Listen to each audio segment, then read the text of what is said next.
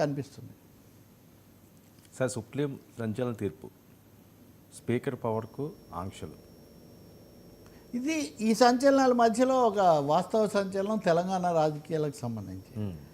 తెలంగాణలో రేవంత్ రెడ్డి అధికారంలోకి వచ్చిన తర్వాత బీఆర్ఎస్ నుంచి కండువాలు మార్చుకోవడం, పార్టీ మార్చడం కాదు, ఇప్పుడు కండువా మార్చడం అనే ఒక మధ్యంతర దశ వచ్చింది కదా. ఈ కండువాలు మార్చిన వాళ్ళు, వీళ్ళలో ముగ్గురి మీద, ముఖ్యంగా కడియం శ్రీహరి, దానం నాగేందర్, మరొకరు, ఈ ముగ్గురికి సంబంధించి సభ్యత్వం రద్దు చేయాలని కేటీఆర్, వివేకానంద,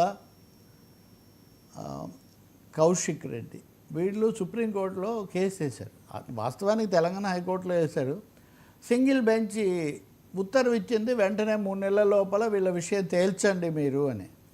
సింగిల్ బెంచ్ ఇచ్చింది సరికాదు అంటే పూర్తి బెంచ్ తోసేసింది. దాని మీద కేటీఆర్ వీళ్ళు వెళ్ళారు. వెళ్తే స్వయంగా సుప్రీంకోర్టు ప్రధాన న్యాయమూర్తి సిజేఐ గవాయ్ ధర్మాసనం దీన్ని విచారించి ఏప్రిల్లో వాయిదా వేశారు, తీర్పు రిజర్వ్ చేశారు, అది ఈరోజు ఇచ్చారు. ఆ తీర్పు ప్రకారం 3 నెలల్లో మీరు తీర్పు ఇచ్చి తీరాలి, ఒక నిర్ణయం తీసుకోవాలి. స్పీకర్ గడ్డం ప్రసాద్, స్పీకర్లు అనేవాళ్ళు ఈ ఫిరాయింపుల చట్టం కింద, అంటే షెడ్యూల్ 10 10వ షెడ్యూల్లో పెట్టినంత మాత్రాన దాంట్లో ఎవరు జోక్యం చేసుకోకూడదు, స్పీకర్ల ఇష్ట ప్రకారమే జరుగుతుంది, వాళ్ళు ఎంతైనా సమయం తీసుకోవచ్చు అంటే అసలు ఆ చట్టానికే విలువ లేకుండా పోతుంది. మీరు ఎప్పుడో నిర్ణయం తీసుకుంటే ఉపయోగమే ఉంది. ఆపరేషన్ సక్సెస్, పేషెంట్ డైడ్ అన్నట్టుగా చాలా చోట్ల జరుగుతుంది. ఇక్కడ మీరేదో మేము చేయాల్సింది చేసాము, మేము తీసుకునే సమయం తీసుకున్నాం అంటున్నారు. అక్కడ జరగాల్సిన పరిణామాలు, వాళ్ళ పదవులు, ప్రభుత్వాలు, ఎన్నికలన్నీ మారిపోతున్నాయి. కాబట్టి ఖచ్చితంగా స్పీకర్ 3 మాసాల లోపల ఒక వ్యవధి ఉండాలి. ఆ వ్యవధి ఎంత అని కూడా న్యాయమూర్తులు అడిగారు. సో 3 నెలలు అన్నది ఒకటి వచ్చింది, 6 నెలలు అని ఇంకెవరో అన్నారు. కానీ 3 నెలల్లో మీరు నిర్ణయం తీసుకోండి అని. ఇక్కడ 2 అంశాలు ఉన్నాయి వర్మ. స్పీకరు చట్టసభలు వేరు, న్యాయ వ్యవస్థ వేరు, కార్యనిర్వాహక వర్గం వేరు.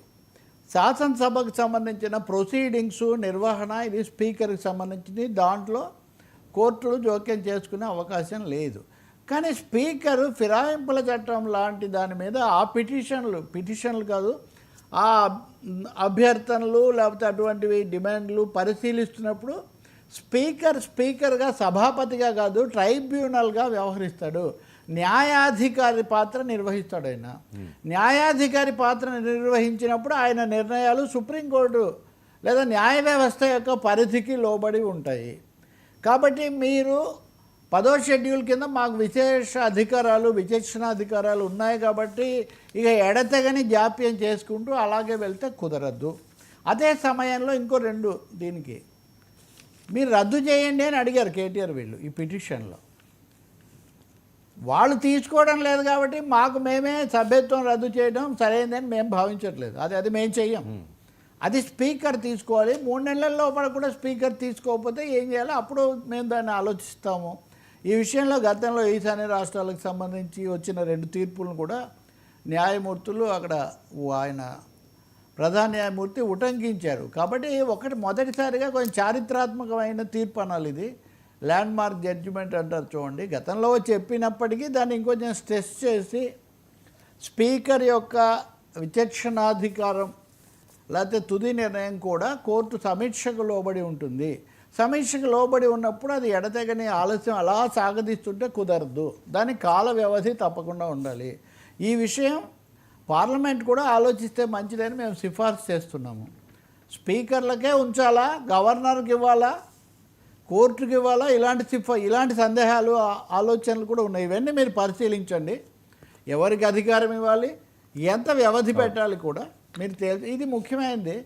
సహజంగా దీని మీద తెలంగాణలో ఇంకా ఇది మాకు కేటీఆర్ స్వాగతించారు, ఇంకా చాలామంది స్వాగతించారు. అలాగే స్పీకర్ ప్రసాద్ ఆయన మీడియాతో మాట్లాడుతూ నేను పరిశీలిస్తాను, నేను నోటీస్ కూడా ఇచ్చాను, ఇప్పటికే నోటీస్కి వచ్చే సమాధానాన్ని బట్టి చూస్తాను అని ఆయన అన్నారు.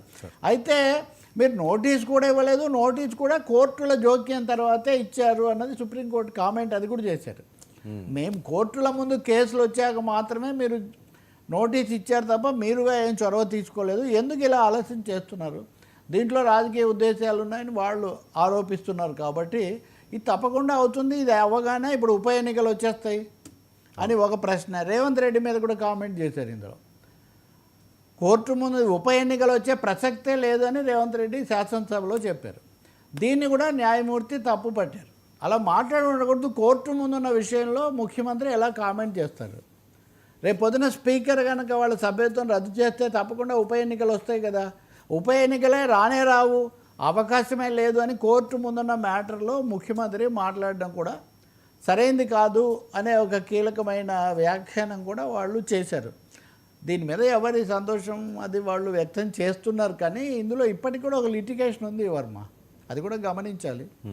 రాజకీయంగా ఉప ఎన్నికలు అది ఇదంటే ఎవరికైనా ఉత్సాహంగా ఉంటుంది. కానీ ఈ 3 నెలల తర్వాత పరిశీలించి ఏ నిర్ణయం తీసుకుంటారు? ఇలాగే నిర్ణయం తీసుకోండి అని సుప్రీంకోర్టు చెప్పట్లేదు. నిర్ణయం తీసుకొని వాళ్ళు ఇచ్చినటువంటి వివరాలు మాకు సంతృప్తికరంగా లేవు, నేను మరింత వివరణ కోరాను, లేకపోతే ఈ అంశం ఇలా ఉంది ఇలా చెప్పారనుకోండి. ఇంకోటి వీళ్ళు ఫార్మల్గా కాంగ్రెస్లో చేరారంటానికి మీ దగ్గర ఉన్న ఆధారాలు ఏంటి? గతంలో వచ్చిన కేసు, గతంలో మంత్రులు కూడా అయ్యారు కదా. ఇప్పుడు బీఆర్ఎస్ హయాంలో చాలామంది టీడీపీ రద్దయిపోయింది, కాంగ్రెస్ శాసనసభ పక్షం పోయింది, రకరకాలుగా ఈ లీనాలు విలీనాలు ఇవి జరిగాయి. వాళ్ళందరూ ఎవరు రద్దయిన వాళ్ళు చాలా తక్కువ. కాబట్టి ఈ తీర్పు అనేది స్వాగతించదగింది. ఎడతెగని జాప్యాలు మంచిది కాదు. కానీ అదే సమయంలో ఉదాహరణ గాంధీకి పిఎస్సి చైర్మన్ ఇచ్చారనుకోండి, మాకు ఇవ్వాల్సింది వాళ్ళకి ఇచ్చారు, కండువా మార్చుకున్నందుకు అని బీఆర్ఎస్ వాళ్ళు విమర్శ. ఆయనేమో నేను మీతోనే ఉన్నాను, కావాలంటే కేసీఆర్ గారు వచ్చి మా ఇంటి దగ్గర జెండా ఎగరేయచ్చు అని ఆయన పిలిపించాడు. సో ఇక్కడ ఈ కండువా మార్చుకున్న బీఆర్ఎస్ శాసనసభ్యులు అది మామూలే, కానీ మేమేం పార్టీ మారలేదు, మేము మీతోనే బీఆర్ఎస్తోనే ఉన్నామని చెప్తున్నారు. దానిలో నాగేంద్ర అయితే ఎన్నికలు కూడా పోటీ చేస్తాను అవసరమైతే అనే మాట కూడా ఆయన అన్నారు. కానీ పార్టీ మారినట్టుగా లాంఛనంగా సాంకేతికంగా ఆధారాలు వీళ్ళు చూపించగలుగుతారా? ఇవన్నీ కూడా స్పీకర్ ముందుకు వచ్చినప్పుడు ఈ ప్రశ్నలన్నీ వస్తాయి. నిజంగా సుప్రీంకోర్టు చెప్పినట్టు ఆ చట్టాన్నే పటిష్టం చేస్తే వేరే విషయం. కానీ లేనంత వరకు ఈ ఒక్క తీర్పుతోనే ఇప్పుడు దీని కొనసాగింపుగా కేసీఆర్ కూడా తమ నాయకులతో సమావేశమయ్యారని, తొందరలో ఢిల్లీ వెళ్తారని, తెలంగాణ రాజకీయాలను వేడెక్కించి ఉప ఎన్నికలు కూడా సిద్ధం చేస్తారని, దీంతో పాటు అనుకోకుండా ఈ రోజునే కాళేశ్వరం ఆ బ్యారేజీ సమస్య పగుళ్ళు దాని మీద విచారణకు నియమించబడిన పీసీ ఘోష్ కమిషన్ జస్టిస్ ఆ నివేదిక కూడా సమర్పించింది. సో దాని మీద కూడా బీఆర్ఎస్ చాలా ఇవన్నీ కూడా కేసీఆర్ నిన్న మనం మాట్లాడినట్టుగా ఈ ఆంధ్రప్రదేశ్ బనకచెర్లకు నీళ్లు తీసిపోతున్నారు, అన్యాయం అవుతుంది, ఈ అంశాలన్నీ కూడా కలిపి బీఆర్ఎస్ కొంచెం ఊపు పెంచుతుంది, దూకుడు పెంచుతుంది. బీసీ అంశం మీద కూడా ఇప్పటివరకు కొంచెం గందరగోళం నుంచి మరో కోణంలో దీని మీద కేసీఆర్ తెస్తారు అక్కడ, ఇవన్నీ అంటున్నారు. ప్రాక్టికల్గా ఏం జరుగుతుంది, అలాగే ముఖ్యమంత్రి ఎలా స్పందిస్తారు అన్నది చూడాలి. వెంటనే నాటకీయమైన మార్పులు అయితే రావు, అంతవరకు స్పష్టంగా చెప్పుకోవచ్చు మనం. సార్ మళ్ళీ ఏపీ కార్డు ఫలించిన ఇదే ఇప్పుడు